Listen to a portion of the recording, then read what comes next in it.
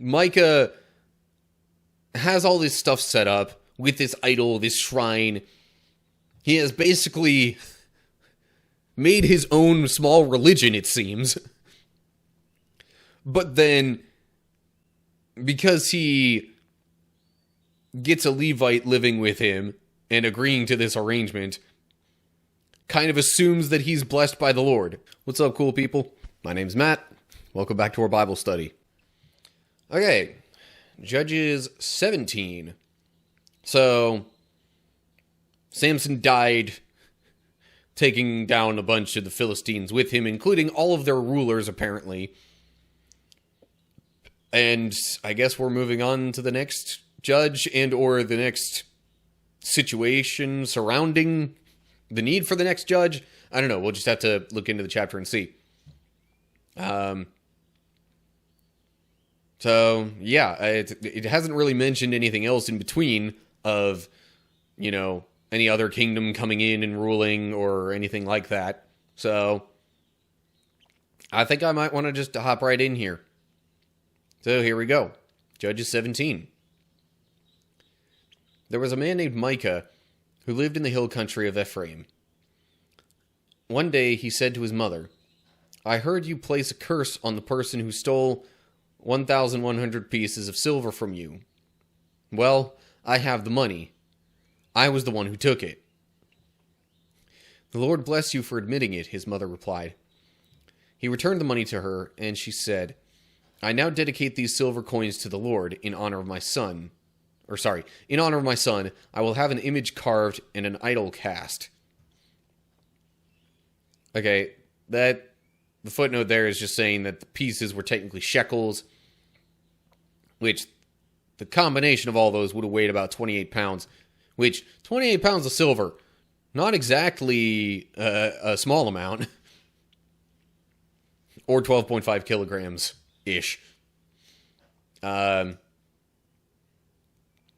Interesting that the 1,100 pieces of silver comes up, because that was exactly the amount that each of the Philistine rulers said they were going to give to Delilah for, weakening Samson, essentially.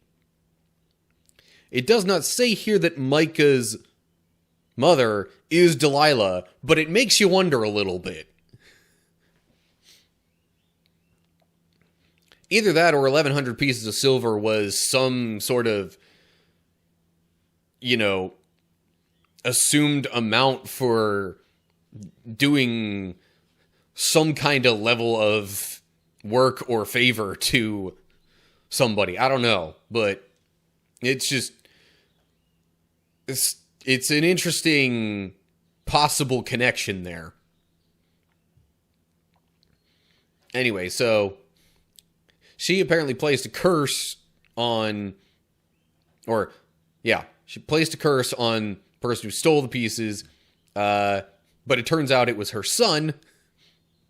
So, after giving it back, I guess because she had otherwise considered it all lost, she decides to then dedicate these silver coins to the Lord. But if she dedicated it to the Lord, that makes it seem less likely that it would have been Delilah, because, it never really said anything about her, worshiping the Lord, or, having the same beliefs eventually as Samson, or anything to that effect. All it said about Delilah was that she kept trying to, trick, or at least get the secret from Samson about his strength, so she could get the money, basically, from the Philistine rulers. So, the woman is not named. Let me not spend too much more time trying to look into that, or, overthink it.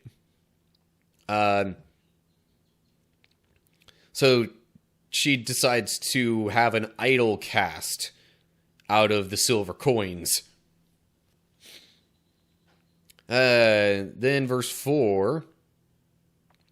So when he returned the money to his mother, she took 200 silver coins and gave them to a silversmith who made them into an image and an idol. And these were placed in Micah's house. Micah set up a shrine for the idol, and he made a sacred ephod and some household idols. Then he installed one of his sons as his personal priest. Okay. Now it doesn't say the idol was, like, of him or anything like that. But in any case, this kind of stuff is one example of how we might have, household idols created, essentially.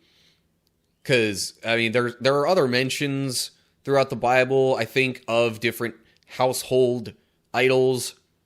So in case you were wondering, well, what in the world might cause someone to have just a household idol? Wouldn't they just, like, worship the main local deity or something like that?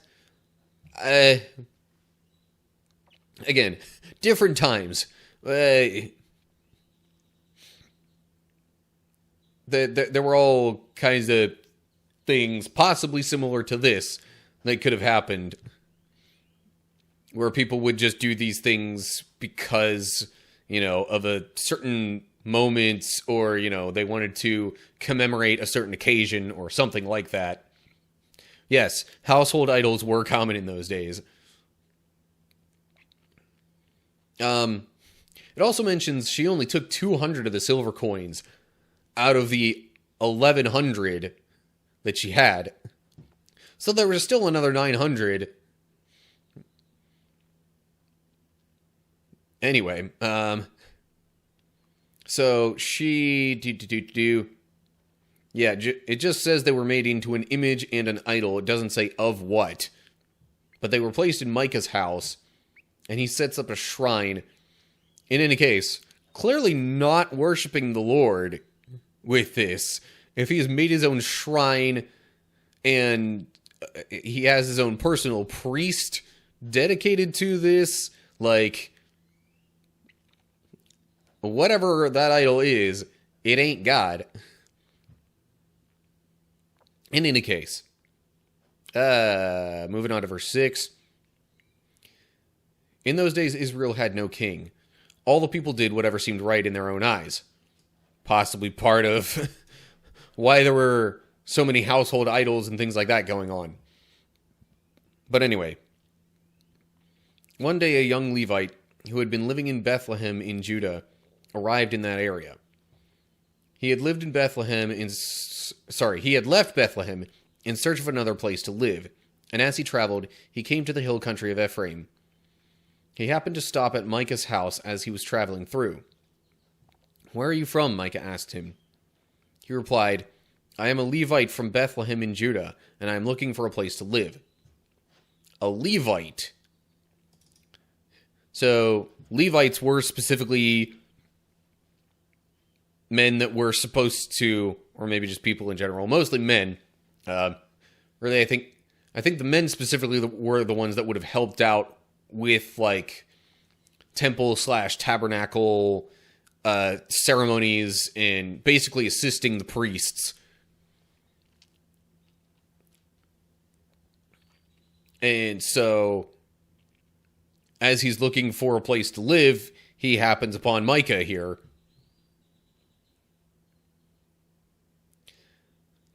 Let's see what happens out of this, because, Levite is supposed to be dedicating their service to the Lord. Micah seems to clearly not be worshiping the Lord, but some other idol. But anyway, then we get to verse 10. "Stay here with me," Micah said, "and you can be a father and priest to me. I will give you 10 pieces of silver a year, plus a change of clothes and your food." The Levite agreed to this, and the young man became like one of Micah's sons. So Micah installed the Levite as his personal priest, and he lived in Micah's house. "I know the Lord will bless me now," Micah said, "because I have a Levite serving as my priest." this all seems kind of backward in my head. But let me just try and break down my thoughts here on this a little bit. So, I mean, offering the Levite a place to stay is fine. Also, the fact that he says, you can be a father and priest to me, but then the next verse, it's like, the young man became like one of Micah's sons. So was he like a father or like a son? Make up your mind. But I guess father in the way you might think of a priest as a father. Like father in the faith, maybe. Also, 10 pieces of silver a year. And if that was an agreeable living arrangement, then can you just imagine the value of freaking, 110 times that?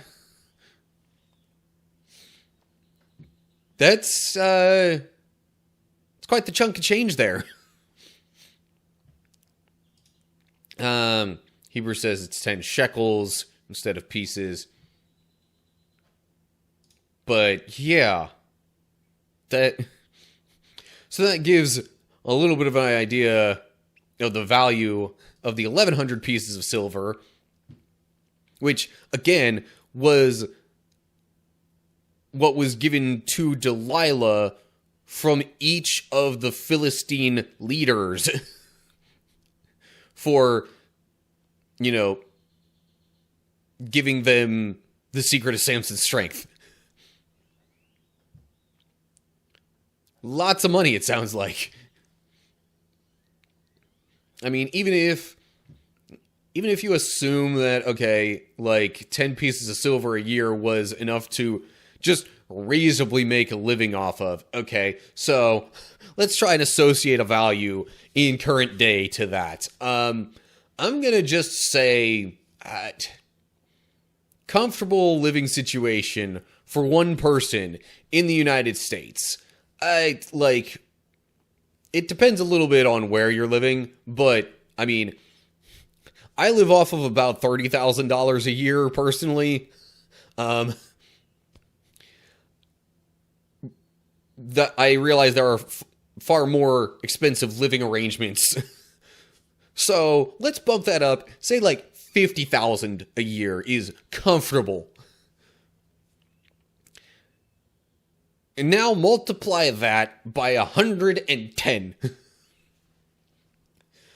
So that gets you at, what? $5.5 million? Anyway, in case you were wanting a rough, modern day value equivalent to this 1,100 pieces of silver, that's like, if I'm just gonna guesswork it off the top of my head, that's an approximate value that I would come up with there, based on just what it's saying about it in this context. But then again, if this, Levite is living with Micah, maybe, I mean, there probably wasn't such a thing as rent. There were no utilities, so, some of that kind of stuff, maybe you don't need to so much consider. But anyway, long story short, lot of money 1,100 pieces of silver was. Anywho, okay, back to actually looking further at the situation and not just the money. So the Levite agreed to that living arrangement.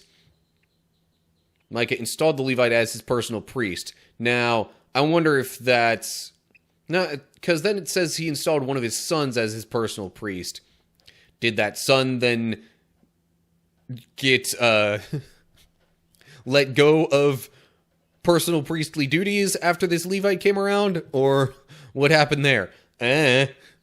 Not a big deal, though. But Micah has all this stuff set up with this idol, this shrine. He has basically made his own small religion, it seems. But then, because he gets a Levite living with him and agreeing to this arrangement, kind of assumes that he's blessed by the Lord. I think there are times that we will maybe not go this far in setting up idols or anything like that for ourselves, but there are times, quite often, when we will think, all right, well, I've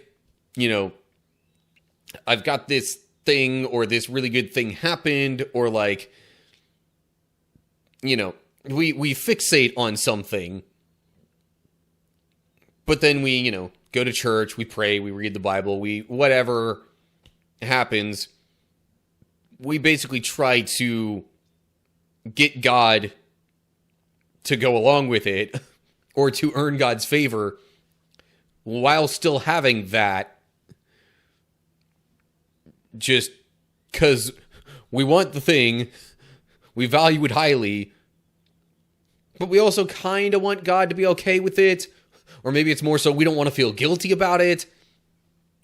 I don't know, it's an odd situation here. Never once does it say that the Lord actually approves of all this, mind you. But it does call it into question a little bit, considering a Levite was okay with the arrangement. Either the Levite was not especially devout, or they were just that desperate to find a living situation, or I don't know. There's a number of factors that could play into that. It just, there's a lot that leaves you kind of scratching your head about this arrangement, and how okay or not God might be with this. I would assume not, because, literally, in the Ten Commandments, it's don't make idols. And yet here we have Micah making an idol. Well, not making an idol, but making a shrine to an idol and worshiping it. So, yeah, anyway. Okay, well, lest I, break my brain trying to do some mental gymnastics on how this even makes sense, I'm just going to let that as it is, and maybe we'll get more information on that as we progress through Judges. But that, I think, is going to do it for now. Okay, I'm going to be honest with you, I really don't know what to say about this whole Micah and the Levite situation, and it's not even entirely clear how that's relevant right now to the broader book of Judges. Hopefully that'll become clear in the upcoming chapters. Otherwise, I'm just wondering what in the world's going on here. Still kind of wonder about the whole possible Delilah connection, although, it's not necessarily related to that. Just the fact that the amount of silver was exactly the same is what had me thinking that. But anyway. So yeah, as always, like and share if you enjoyed the video. Subscribe to the channel, click the bell if you're on YouTube to get updates when I post new videos. If you're seeing this over on Rumble, give me a follow there. Either way, look down in the description to get info on other social media pages and all that good stuff. And leave comments down below there with any thoughts you have. So that's going to do it for now. Hope you're all doing well. Hopefully I'll see you soon for another video. But whatever the case is, till next time, stay cool, people.